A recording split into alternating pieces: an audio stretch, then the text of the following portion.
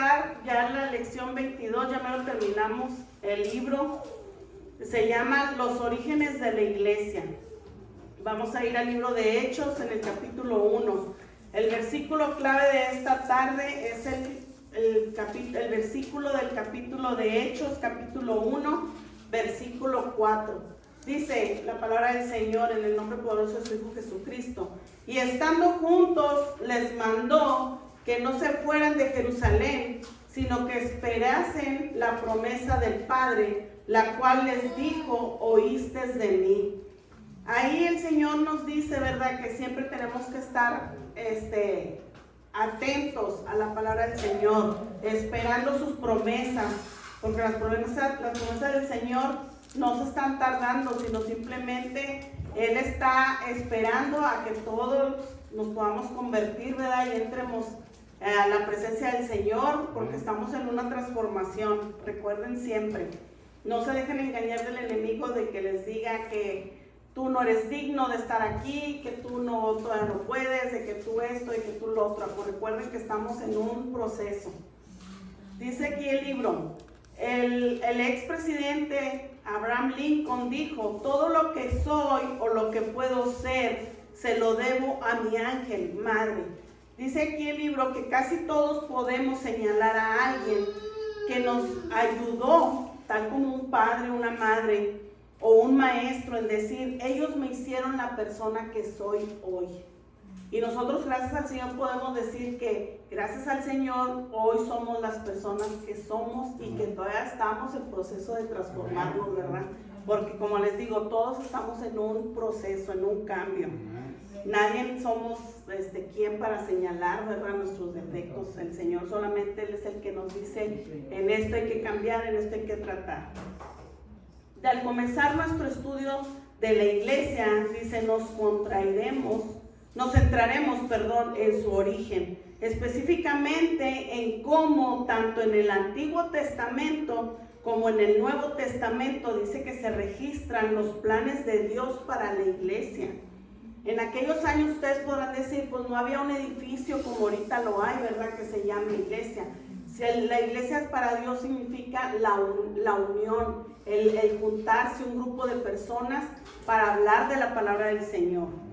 Dios formó una comunidad en la que su pueblo pudiera aprender, pudiéramos crecer y pudiéramos ser prosperados. Dice, cuando hablamos de los comienzos de la iglesia, pues rápidamente se nos viene a nuestro pensamiento la gran comisión que nos dejó nuestro Señor Jesús en el libro de Mateo 28. Y dice así, si tienen una pluma, escríbanlo porque hay muchas escrituras para no tardarnos en buscarlas, ¿verdad? Mateo 28, 16 al 20 dice la palabra del Señor. Pero los 11 discípulos se fueron a Galilea, al monte donde Jesús les había ordenado, y cuando le vieron, le adoraron, pero algunos dudaban. Y Jesús se acercó y les habló diciendo: toda potestad me es dada en el cielo y en la tierra. Por tanto, id y hacer discípulos a todas las naciones, bautizándolos en el nombre del Padre y del Hijo y del Espíritu Santo, enseñándoles que guarden todas las cosas que os he mandado. Y he aquí, yo estoy con vosotros todos los días hasta el fin del mundo. Eso es lo que recordamos siempre cuando hablamos sobre el origen de la iglesia, ¿verdad? El mandato que el Señor Jesús nos dio. Y también lo que se nos viene también a la mente es cuando estamos en el libro de Hechos, capítulo 2, del 1 al 4. Dice, cuando llegó el día de Pentecostés, estaban todos unánimes juntos. Y de repente vino del cielo un estruendo como de un viento recio, que soplaba, el cual llenó toda la casa donde estaban sentados, y se les aparecieron lenguas repartidas como de fuego, asentándose sobre cada uno de ellos. Dice, y fueron todos llenos del Espíritu Santo, y comenzaron a hablar en otras lenguas según el Espíritu les daba que hablasen. Estos dos libros, Mateo y Hechos, son dos mandatos que nos recuerda, ¿verdad?, sobre lo del origen de la iglesia. Recuerdas que tienes que ir a pregonar la palabra del Señor, ir a ser discípulos, enseñarles para que ellos puedan crecer y también ellos tengan ¿cómo se dice? Esa manera también de ir ellos a repartir la palabra del Señor. Es una cadenita, ¿verdad? Es lo que el Señor Jesús quería, que nosotros compartiéramos la palabra del Señor para que los que escuchaban, de ellos también pudieran compartir la palabra del Señor.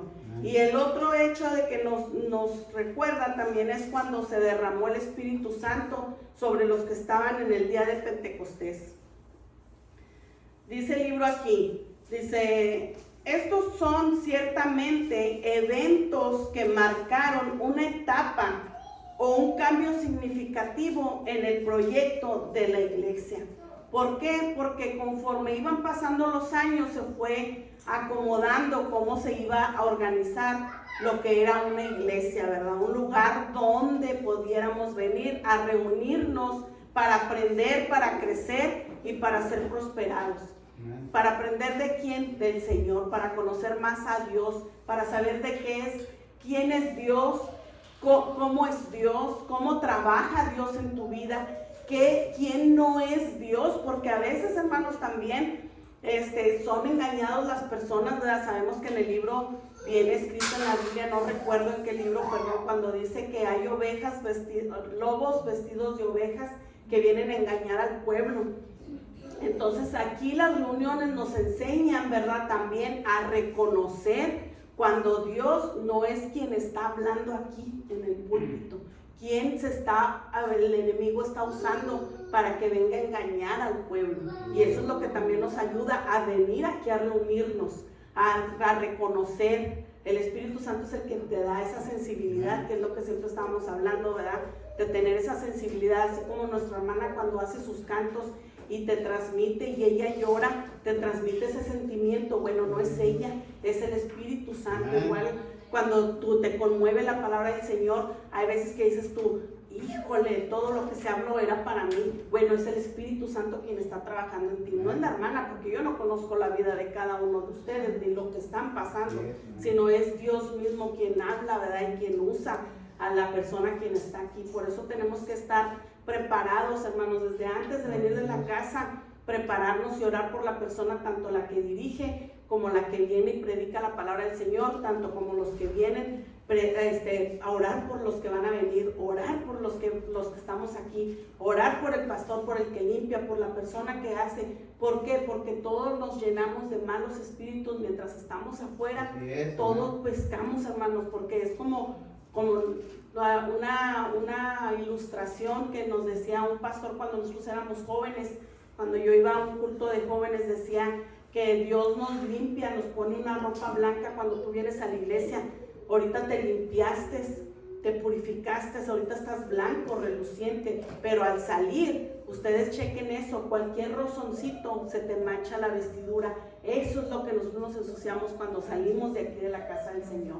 Y es algo que es una ilustración muy, muy sabia, ¿verdad? Porque a veces decimos, ay, pues si yo no pequé, no, pero pescaste algo de lo que está afuera, de lo que está alrededor.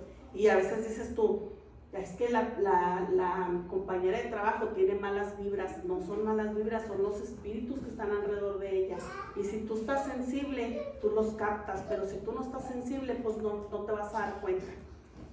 Bueno, vamos a seguir con el estudio. Esto es lo que más que todo tenemos que tener el enfoque, ¿verdad? ¿A qué es la reunión? ¿Para qué te vienes a reunir? No vienes a perder el tiempo, no es una pérdida de tiempo venir aquí 1 hora o 2 horas, no, al contrario, venimos a aprender, a crecer y a que nuestra vida sea prosperada. Vamos a ver en el libro de Deuteronomio capítulo 4, versículo del 9 al 14. No solamente en el Nuevo Testamento hablan sobre la iglesia, porque a veces podrás decir tú, bueno, pues fue cuando vino el Señor Jesús que Él hablaba y se reunía a la gente. No, esto ya viene desde el Antiguo Testamento. Y lo vamos a ver ahorita en el libro de Deuteronomio. Dice la palabra del Señor. Dice, por tanto, guárdate y guarda tu alma con diligencia, para que no te olvides de las cosas que tus ojos han visto, ni se aparte de tu corazón todos los días de tu vida. Antes bien, dice, las enseñarás a tus hijos y a los hijos de tus hijos. Se fijan que cuando vino el Señor Jesús reunía multitudes, y esas multitudes pues eran las que compartían, ¿verdad?, las buenas nuevas. Bueno, en el Antiguo Testamento habla referente a que tú lo ibas a transmitir a tus hijos y sus hijos a sus hijos. Entonces ahí era otra manera de pregonar la palabra del Señor, ¿verdad? De hablar del Señor, de decirle que tenías que temer a Jehová, porque era el Antiguo Testamento. Seguimos, dice, el día que estuviste delante de Jehová tu Dios en Horeb, cuando Jehová me dijo, reúneme el pueblo para que yo les haga oír mis palabras, las cuales aprenderán para temerme todos los días. Se fijan aquí también cómo esa enseñanza de Jehová la traemos ya nosotros como padres, que a nuestros hijos para disciplinarlos tenemos que enseñarles a que nos teman. Es una manera de que tú aprendes a respetar a tus papás, tener ese temor de que si haces algo mal vas a ser disciplinado. Bueno, pues también con Dios, con Jehová. Por eso dice que tenían que temerle a Jehová, temerle. Por eso Él mandó los mandamientos, las reglas, ¿verdad? Igual como cuando está uno en la casa, uno pone reglas a sus hijos. Es exactamente lo mismo. Dice, yo les haga oír mis palabras, las cuales aprenderán para temerme todos los días que vivieren sobre la tierra, y las enseñarás a sus hijos, y os acercáis y os pusiste al pie del monte, y el monte ardía en fuego hasta en medio de los cielos con tinieblas, nube y oscuridad, y habló Jehová con vosotros del medio del fuego. Oíste la voz de sus palabras, mas a excepción de oír la voz, ninguna figura viste. Se fijen que en aquel entonces también creyeron al escuchar solamente la voz. Ellos no vieron ninguna figura, no vieron nada. Entonces ahí nos está enseñando, ¿verdad?, de que no nos dejemos engañar por las figuras, como mucha gente ahora que se manifiestan, que en una tortilla apareció la cara de Cristo, que en un árbol apareció una cruz, y la gente se engaña, hermanos. ¿Por qué? Por la necesidad de esa fe, por la necesidad de sentir la necesidad que ellos tienen de problemas, de economía, de muchas cosas, y el diablo les desvía la mirada, les pone esas figuras para que desvíen la mirada de Jesús, quien es el más importante, de nuestro Señor Jesús. Vamos a seguir, dice, y Él os anunció su pacto, el cual os mandó poner por obra los 10 mandamientos, y los escribió en 2 tablas de piedra. A mí también me mandó Jehová en aquel tiempo que os enseñase los estatutos y juicios, para que los pusieses por obra en la tierra a la cual pasaste a tomar posesión de ella. La iglesia debe de ser un lugar de formación, de tutoría, de crecimiento, comunión, porque aquí en la iglesia tiene que haber una comunión. ¿Y quién es el que te une? Pues ya sabemos que nuestro Señor Jesús, ¿verdad? Dice, en las 2 áreas complementarias de la vida cristiana, ¿cuáles son? La fe y la práctica. Eso es lo que tenemos que tener todos.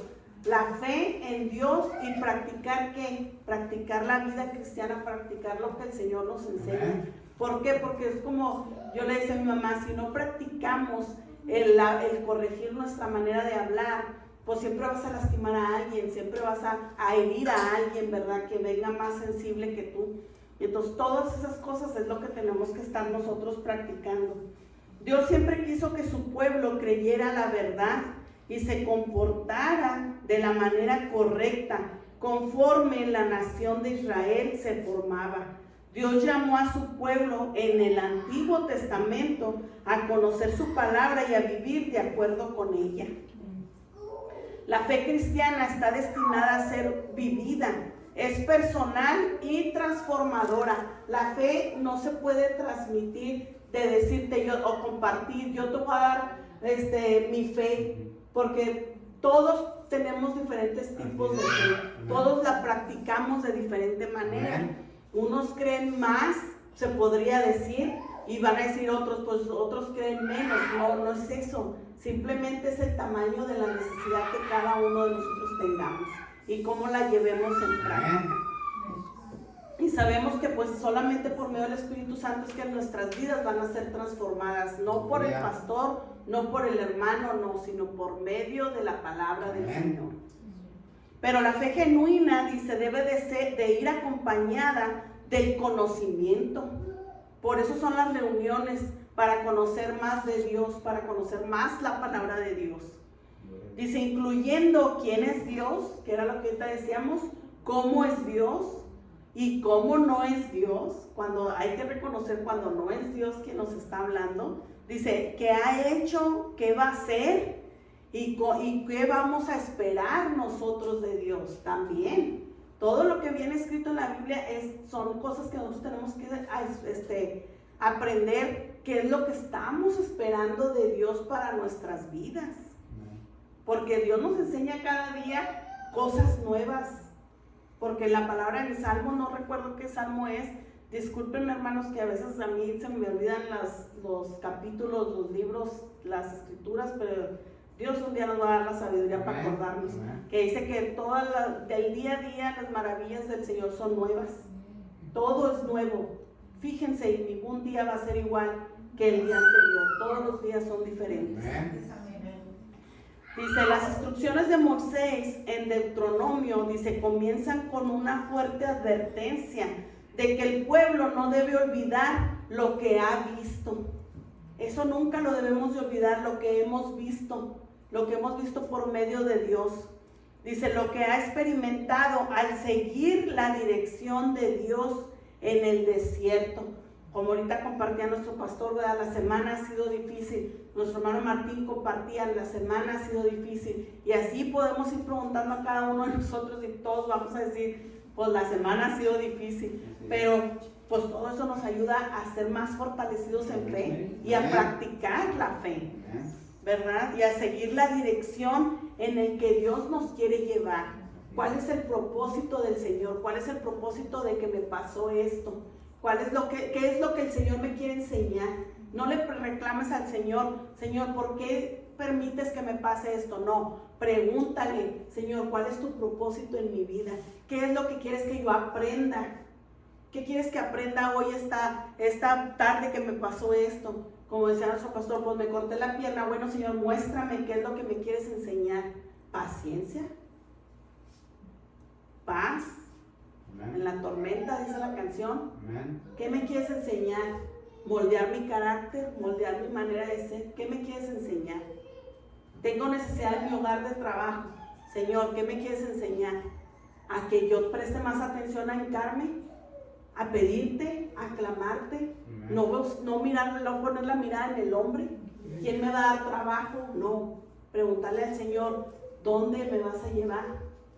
¿Qué quieres de mí? ¿Qué quieres que aprenda? ¿Quieres que mi fe crezca? ¿Qué es lo que quieres, Señor? Aquí estoy. No sé quién era el que decía el salmista, no sé, corríjanme a alguien que dice, heme aquí. Aquí estoy, Señor. Prepárame. Ya preparaste el camino, ya me estás enseñando. Bueno, ahora ayúdame a trabajar en el campo. Ayúdame a yo poder saber, a darme esa sabiduría. A mirar lo que tú estás mirando. Yo quisiera saber qué miras tú, Señor, a lo que me está pasando. Ayúdame a aprender, ¿verdad? Vamos a seguir. Amén. En el Antiguo Testamento también vamos a ir al libro de Salmos, capítulo 22. En el versículo 22, el rey David expresa en el Salmo 22, dice, la proclamación y la alabanza son fundamentales para la práctica correcta de cualquier comunidad dedicada al servicio de Dios. Vamos a leerlo, dice, anunciaré tu nombre a mis hermanos, en medio de la congregación te alabaré. Los que teméis a Jehová, alábale, glorifícale, descendencia toda de Jacob. No dice agüítate o llora, dice alábale, glorifícale, no reniegues, ¿verdad? Dice descendencia toda de Jacob, y temedle vosotros, descendencia toda de Israel, porque no menospreció ni abominó la aflicción del afligido. Fíjense, hermanos, lo que nos dice aquí el Señor, que Él no menosprecia ni abomina la aflicción del afligido, ni de Él escondió su rostro, sino que cuando clamó a Él, ¿qué dice? Él le oyó. De ti será mi alabanza en la gran congregación, mis votos pagaré delante de los que le temen. Gracias al Señor, porque nos enseña, ¿verdad?, de que no estamos solos. Dice el Señor, no te agüites, clámame y yo te responderé. Yo escucho tu aflicción, yo estoy contigo en tu aflicción, yo te estoy sosteniendo, yo te estoy levantando. Esta forma de vivir, tanto proclamando el nombre del Señor como alabándolo en comunidad, se demuestra en otras acciones como temer al Señor y cuidar compasivamente a los necesitados. No regañarlos, no decirle o no señalarlos al decirles, ya ves, te está pasando esto porque no viniste a la iglesia, ya tienes 2 semanas, China, que no vienes a la iglesia, por eso te está pasando eso. No, que dice, apoya al necesitado, está con él, ponte en oración. Si oíste que el hermano está pasando por una semana difícil, acuérdate de él cuando ores, apóyalo. Los recordatorios de la fidelidad de Dios, como se describen en la primera parte del Salmo, dice, impulsaron a David a emular esa fidelidad y cumplir sus promesas a Dios. Seguir al Señor es un estilo de vida de obediencia y fidelidad en tiempo real, pero también tiene raíces en los mandatos perdurables de Dios que guían el camino. Con el fundamento del Antiguo Testamento, dice, podemos comprender mejor la identidad y la función de la iglesia en el Nuevo Testamento. Esto que el Señor empezó, nuestro Padre Celestial que empezó a escribir en el Antiguo Testamento, nos está ayudando ahora a la formación y a entender más a la iglesia. Que es lo que, los planes que Dios tiene para nosotros. Y en el siguiente capítulo, no vayan a faltar, hermanos, había una serie que decía, nos vemos en el siguiente capítulo. Bueno, pues no se pierdan el otro miércoles, porque ahí vamos a ver también los planes que Dios tiene para nosotros. Vamos a seguir en el libro de Hechos, capítulo 7. Así como nos picamos con la novela, así píquese con la palabra del Señor. Dígale, ya quiero que sea miércoles para seguir en la otra lección, ¿verdad? Dice la palabra del Señor en el versículo 37 y 38. Dice, este Moisés es el que dijo a los hijos de Israel, profeta os levantará el Señor vuestro Dios de entre vuestros hermanos, como a mí, a él oiréis. Este es aquel Moisés que estuvo en la congregación, en el desierto con el ángel que le hablaba en el monte Sinaí, y con nuestros padres, y que recibió palabras de vida que darnos. En Juan 6:63, hermanos, dice la palabra del Señor, la mitad dice, las palabras que yo os he hablado son espíritu y son vida. Hay que recordar siempre que la palabra del Señor nos va a levantar el espíritu y nos va a dar vida, hermanos. Esa es la palabra del Señor, vida para nosotros. Las palabras de Dios son transformadoras y dadoras de vida y conducen a una vida abundante aquí en la tierra y en la vida eterna que un día estemos en el cielo. Amén. Si ustedes se fijan, hermano, nunca se van a comparar el problema o la situación que usted esté pasando en su casa como las situaciones o problemas que esté pasando una familia que no es cristiana. Son muy diferentes, hermanos, muy diferentes. Hasta en el semblante, como usted mira a un cristiano cuando está pasando por tribulación, claro que se agüita, claro que viene con una cara cabizbaja, claro, pero cuando entra a la iglesia, renueva esas pilas y renueva esa esperanza y vuelves a decir, Señor, yo sé que tú estás conmigo, pero sin embargo, hermano, cuando tú no estás con la palabra del Señor, cuando tú no estás con Dios, cuando tú no tienes esa fe en que alguien está contigo, es peor pasar por una situación, ¿verdad? Es peor. Siéntase bendecido de estar aquí esta tarde. En Hechos 7 del 38 dice, Esteban hizo una declaración interesante sobre la ley. Los mandatos de Dios a su pueblo tenían como objetivo ayudarlos a superar sus desafíos y perseverar como su pueblo escogido. Eso es lo que quiere el Señor, que perseveremos hasta el final, porque siéntase privilegiado, usted es un pueblo escogido por parte de Dios. Dios estableció una comunidad de personas para coexistir con el mundo que los rodeaba, pero en muchos sentidos, estando separados de ellos, la comunidad debía vivir según las instrucciones del Señor. Sabemos que desviarse de sus mandatos trae consecuencias para cada uno de nosotros. Si tú te pones atención, cuando uno se desvía del Señor, porque cada uno de nosotros ha pasado por el desierto y nos hemos alejado del Señor, traiga a su mente y ha tenido consecuencias su vida, ha pasado por cosas.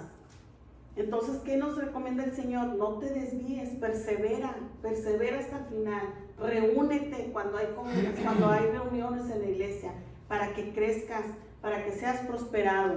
Amén. Vamos a seguir en la segunda parte, esperando en oración la promesa del Padre. Todos sabemos y estamos esperando nada más la promesa del Señor, ¿verdad? Y esto lo vamos a ver en el libro de Hechos, capítulo 1. Vamos a ver el versículo del 1 al 3. Cómo somos instruidos por el medio del Espíritu Santo. Porque sabemos que cuando nuestro Señor Jesucristo estaba en la tierra, cuando Él se fue, dijo: yo me voy a ir a preparar moradas para ustedes. Dijo, pero mandaré al Consolador. Era el Espíritu Santo quien iba a estar con nosotros. Hechos capítulo 1, dice versículo 1. En el primer tratado, oh Teófilo, hablé acerca de todas las cosas que Jesús comenzó a hacer y a enseñar, hasta el día en que fue recibido arriba, después de haber dado mandamientos por el Espíritu Santo a los apóstoles que había escogido, a quienes también, después de haber padecido, se presentó vivo con muchas pruebas indubitables, apareciéndoseles durante 40 días y hablándoles acerca del reino de Dios. Ahí está hablando de nuestro Señor Jesús, cuando Él murió en la cruz y resucitó y se les presentó a los apóstoles. Y dice que estuvo con ellos 40 días todavía, dice, hablándoles acerca del reino de Dios. Se fijan todavía cómo el Señor, dentro de su misericordia, a pesar de que se llevó a su Hijo, todavía vio que a los apóstoles les faltaba algo, por eso los mandó al Señor Jesús, para darles eso que le faltaba. ¿Qué viene siendo? El Espíritu Santo. Dice, si decimos que el libro de los Hechos registra los comienzos de la iglesia, es lógico que los primeros versículos de los Hechos tengan mucho que decir sobre las prioridades de la iglesia. La iglesia debe ser fundamentada en las instrucciones de Jesús dadas por medio del Espíritu Santo. Pongan mucha atención, hermanos, cuando ustedes estén en un lugar, en una iglesia, porque si usted no presta atención, que la iglesia no esté fundamentada por medio del Espíritu Santo y de las reglas que nuestro Señor Jesús dio, sálgase de ese lugar, porque no está en el lugar correcto, ¿verdad? Sabemos que nuestro Señor Jesús dio instrucciones. Todos los pastores, los ministros, los predicadores, los profetas, todos tienen que seguir una guía. ¿Cuál guía es? La Biblia. No te puedes parar sin la arma principal, sin el instructivo principal, porque todo lo que traemos son escrituras del Señor. Y a veces que vas a un lugar y nada más te dan una escritura y luego se avientan 1 hora o 2 horas hablando palabrería de hombre, ¿verdad? Entonces hay que prestar atención en todo eso. ¿Quién es el que nos está instruyendo? ¿El hombre o el Espíritu Santo? El mensaje de Hechos con respecto a la iglesia es doble. Dice, el primer mensaje enfatiza la obra del Espíritu Santo entre su pueblo. El encargo final de Jesús a sus apóstoles fue dado por el Espíritu Santo, enfatizando la relación cooperativa entre Jesús y el Espíritu Santo. Al comienzo de su ministro terrenal, Jesús fue ungido por medio del Espíritu Santo. Y esto lo vemos en el libro de Lucas 3:22. Dice, y descendió el Espíritu Santo sobre él en forma corporal como paloma. Y vino una voz del cielo que decía, tú eres mi Hijo amado, en ti tengo complacencia. ¿Se fijan cómo es que nuestro Dios Padre presenció? O sea, dijo que hizo que nosotros presenciáramos cómo era que Jesús fue lleno del Espíritu Santo aquí en la tierra. Nos dio la muestra, ¿verdad? Y en Hechos 10:38 nos dice también, como Dios ungió con el Espíritu Santo y con poder a Jesús de Nazaret. Esto es lo interesante, hermanos, de cuando venimos a un estudio de un libro escrito por un hombre, pero inspirado por medio del Espíritu Santo. De que todo lo que se habla lo tenemos que respaldar con escrituras de la palabra del Señor.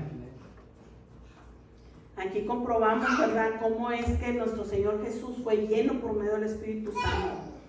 Dice, en la próxima fase de la unción del Espíritu Santo, los apóstoles actuarán en nombre de Jesús.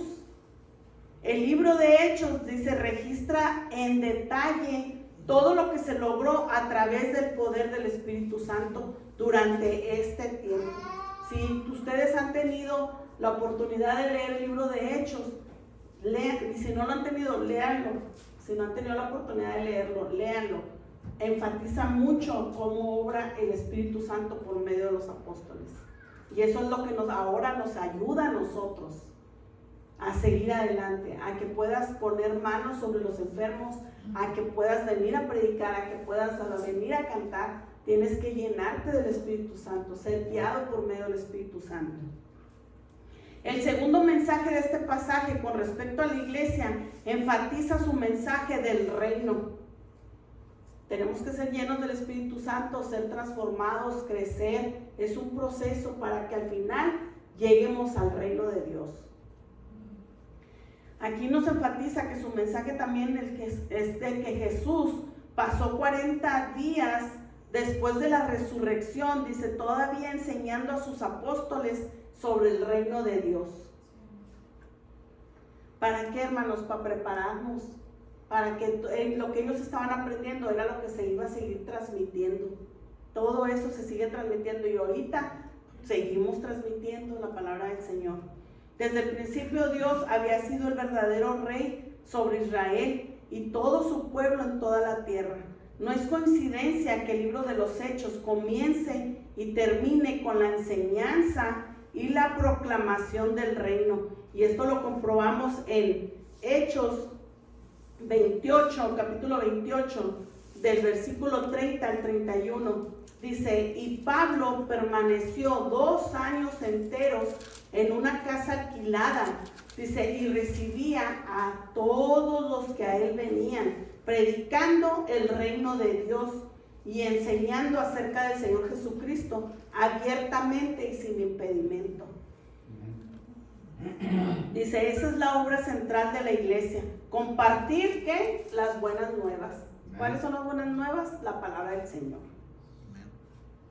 Y también pues la venida del Señor, ¿verdad? Y que pues si uno no se arrepiente, pues no vamos a entrar al reino de Dios. Vamos a la siguiente fase. En Hechos capítulo 1, versículo del 4 al 5. Dice, no se vayan de Jerusalén, es el título.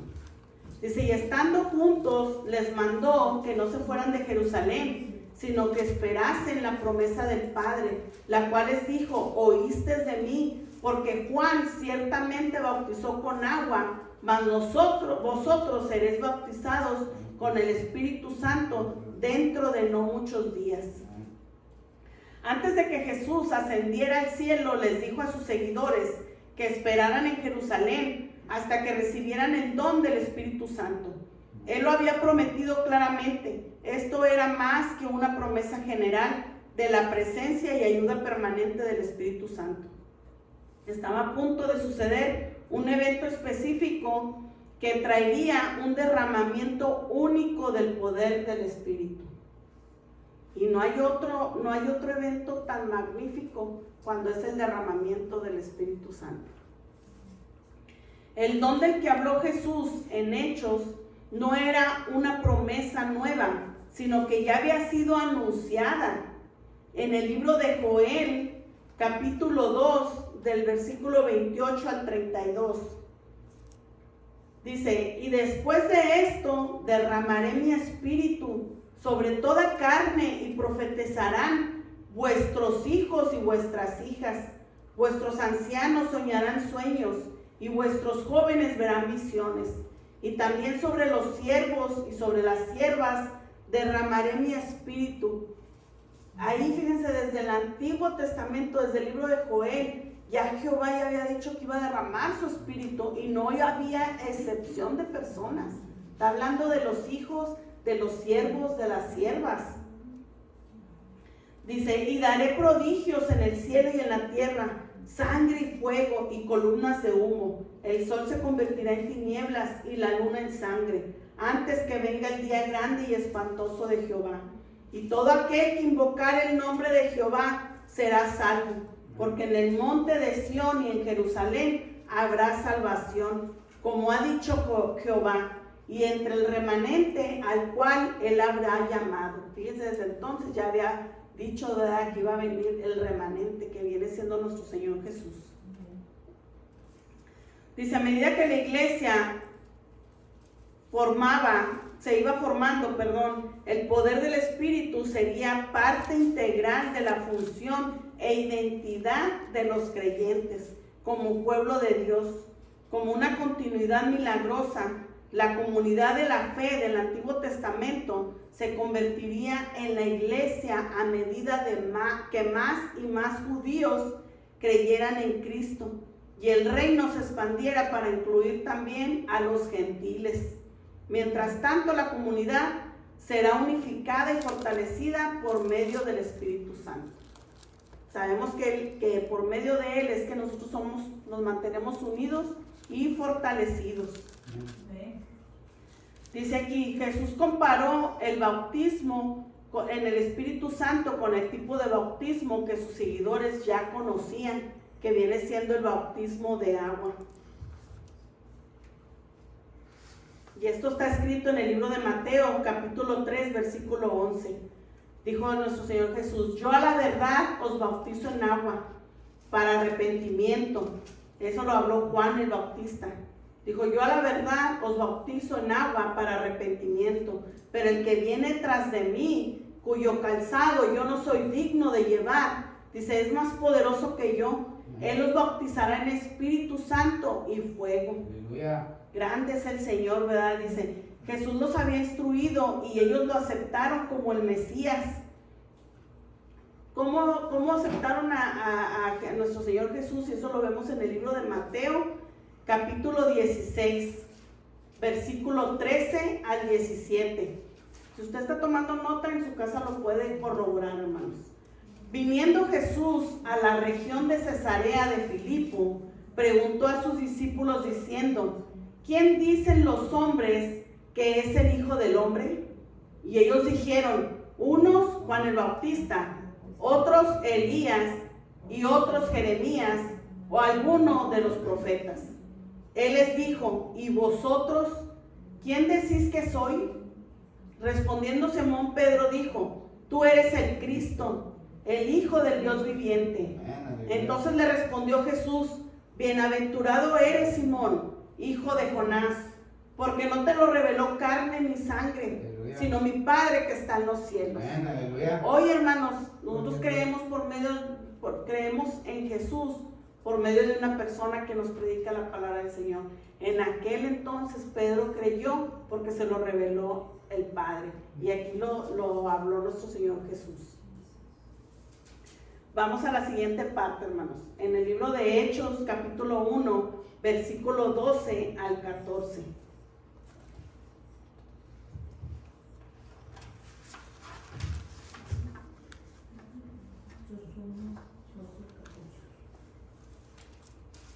Dice la palabra del Señor. Dice, entonces volvieron a Jerusalén desde el monte que se llamaba del Olivar, el cual está cerca de Jerusalén, camino de un día de reposo. 1 del 12 al 14. Dice, y entrados subieron al aposento alto, donde moraban Pedro y Jacobo, Juan, Andrés, Felipe, Tomás, Bartolomé, Mateo, Jacobo, hijo de Alfeo, Simón el celote y Judas, hermano de Jacobo. Todos estos perseveraban unánimes en oración y ruego, con las mujeres y con María, la madre de Jesús, y con sus hermanos.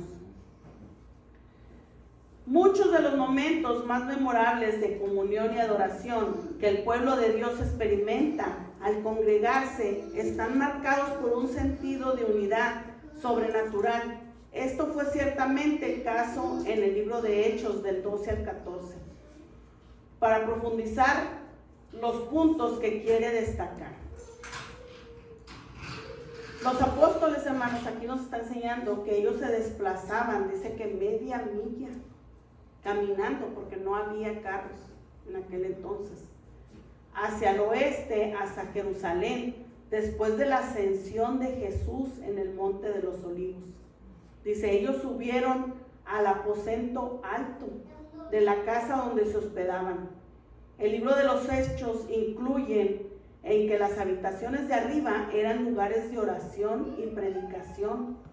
Otro ejemplo que nos pone es en el libro de Hechos, capítulo 10, versículo 9, donde hablan que el aposento estaba en un lugar alto, en el piso alto.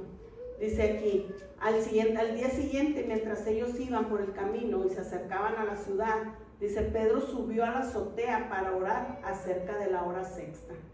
Y en otro capítulo, en el capítulo 20 del libro de Hechos, del versículo 7 al 8, ahí también hace referencia a que ellos oraban en el aposento alto. Dice, el primer día de la semana, reunidos los discípulos para partir el pan, Pablo les enseñaba, habiendo de salir al siguiente día, y alargó el discurso, hasta la medianoche, y había muchas lámparas en el aposento alto donde estaban reunidos. Estas escrituras, hermanos, son para nosotros darnos una idea de cómo antes eran las reuniones, que era cómo era que la gente se reunía, en donde tenían su aposento alto. Ahorita, como les digo, tenemos un lugar aquí donde venimos a orar, ¿verdad?, para el Señor. Todo esto que estamos aprendiendo hoy es cómo era el origen de la iglesia.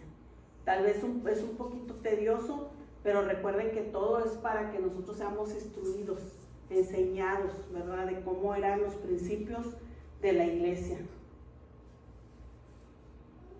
Vamos a seguirle porque se me fue. Aquí vemos algo también que enfatiza mucho. Enumera los 11 apóstoles que quedaron después de la muerte de Jesús. De la muerte de Judas Iscariote. Se me fue la letra y se me fue el capítulo, perdónenme mucho, se me fue la letra. Estábamos en que estaban orando en el aposento alto, ¿verdad? Que estaban constantemente en oración. Aquí también habla sobre referente a los hermanos de Jesús, los nombra.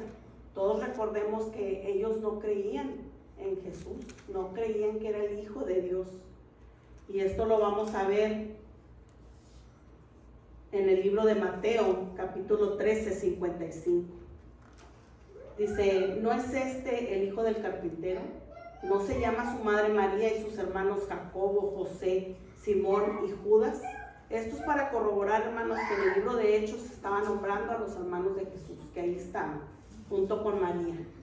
En Marcos 6, 3 dice, ¿no es este el carpintero, hijo de María, hermano de Jacobo, de José, de Judas y de Simón?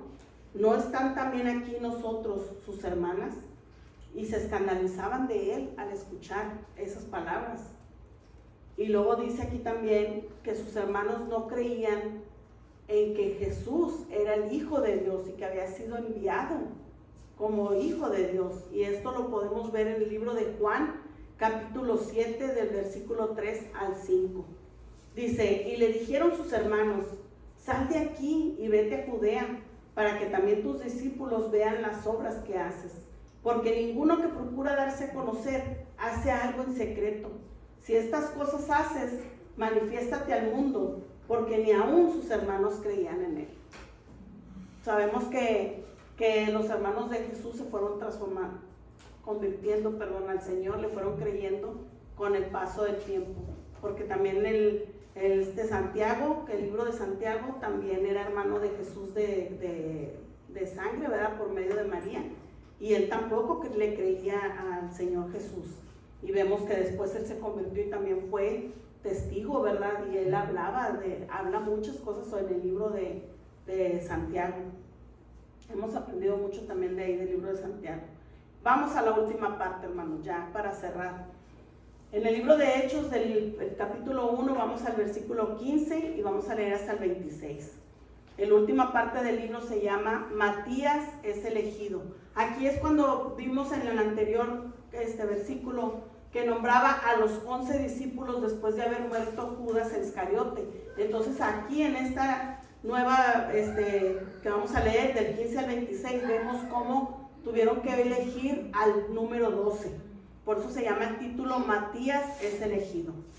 En aquellos días Pedro se levantó en medio de los hermanos y los reunidos eran como 120 en número y dijo: varones hermanos, era necesario que se cumpliese la escritura en que el Espíritu Santo habló antes por boca de David acerca de Judas. Fíjense, desde entonces ya habían profetizado lo que Judas iba a hacer, que fue guía de los que aprendieron a Jesús y era contado por nosotros y tenía parte de este ministerio. Pues con el salario de su iniquidad adquirió un campo y cayendo de cabeza se reventó por la mitad y todas sus entrañas se derramaron y fue notorio a todos los habitantes de Jerusalén, de tal manera que aquel campo se llama en su propia lengua Aceldama, que quiere decir campo de sangre, porque está escrito en el libro de los Salmos: sea hecha desierta su habitación y no haya quien more en ella, y tome otro su oficio.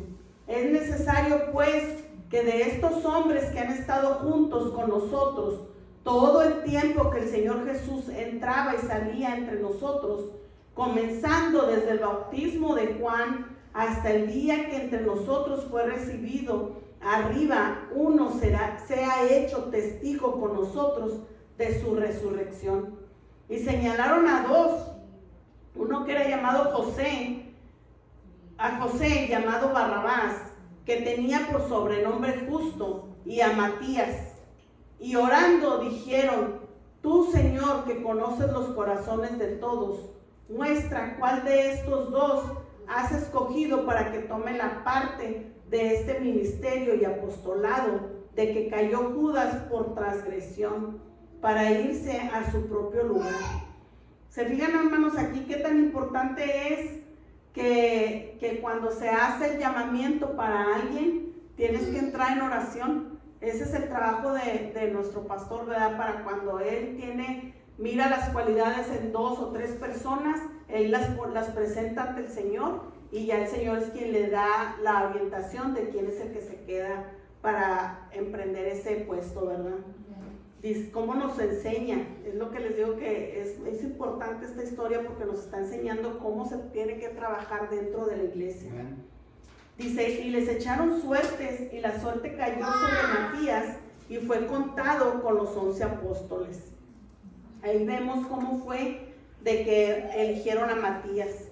Bueno, hermanos, pues esto ya es todo por parte de esta tarde. Espero en Dios, ¿verdad?, que cada uno de nosotros hayamos entendido la parte fundamental, ¿verdad?,